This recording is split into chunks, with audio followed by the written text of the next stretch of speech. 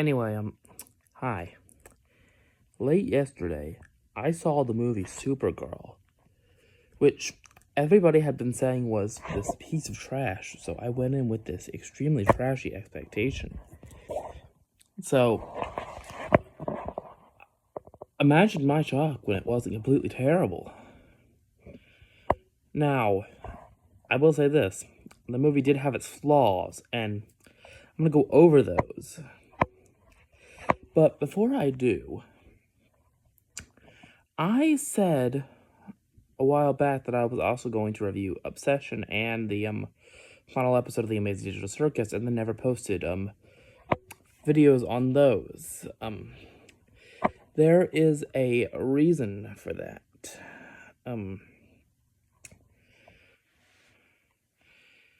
In my review, what would have been for the final episode of TADC, I didn't think that the episode was bad, but majority of the internet did. And in that video, I was going to come out and defend Gooseworks for the episode. And, probably wouldn't have gone over well. So, I just decided that I wasn't going to do that.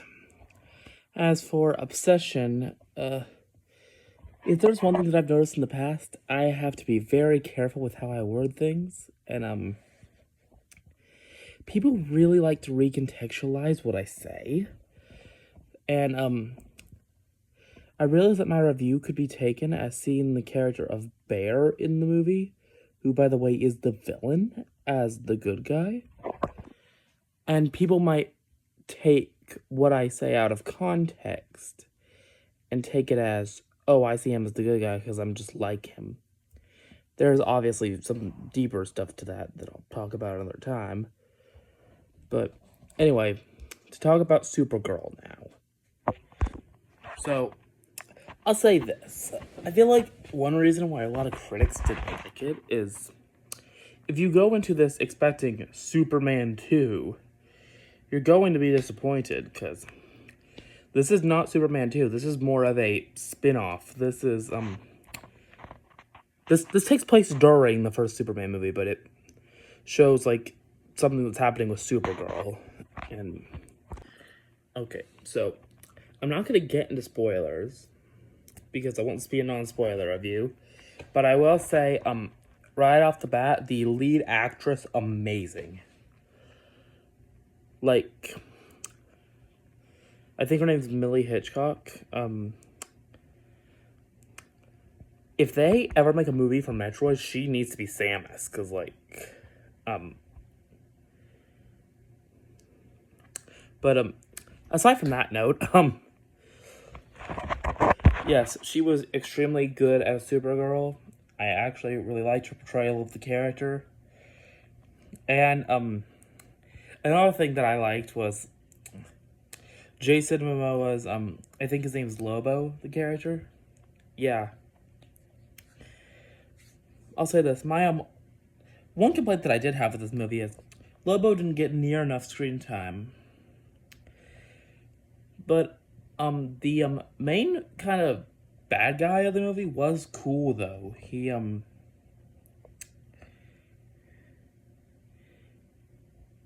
His motive was kind of forgettable due to, there are some scenes where the audio quality is not great and you can't really understand what they're saying. Though I was able to brush past that and piece most of the story together. But also, somebody said that there is some supposed plot hole in this movie, and I don't know what that is. If somebody wants to tell me in the comments what it is, please do that, because I didn't notice it when watching the film. But, also, another thing that I've heard people saying is the song that they picked to use during the final battle was not the best choice. Like, I'll say this. They shouldn't have used a remix of it. If they used the original, would have been fine. Because the middle is a heavy metal song. And would have fit perfectly within that final battle. At least in my personal opinion. Another thing is, like, A complaint that I've seen online is that they didn't go into some of the characters' stories and like backstories enough. Like, yes, they did go into Supergirl's backstory, but I'm not gonna spoil that. Even though the plot of Superman is pretty well known at this point. But I feel like they have opportunities to expand on some of these characters. Like, DC, give us a Lobo movie. Like, it would be a missed opportunity if they didn't do that. But yeah, it's a solid, like, a 9 out of 10. This is one of the ones where I'd say it has some flaws, but it's actually a pretty good movie. Don't listen to the hate reviews, and take my advice, go see Supergirl. It's really good. Anyways, all I wanted to say, I'll see you next time. Bye-bye.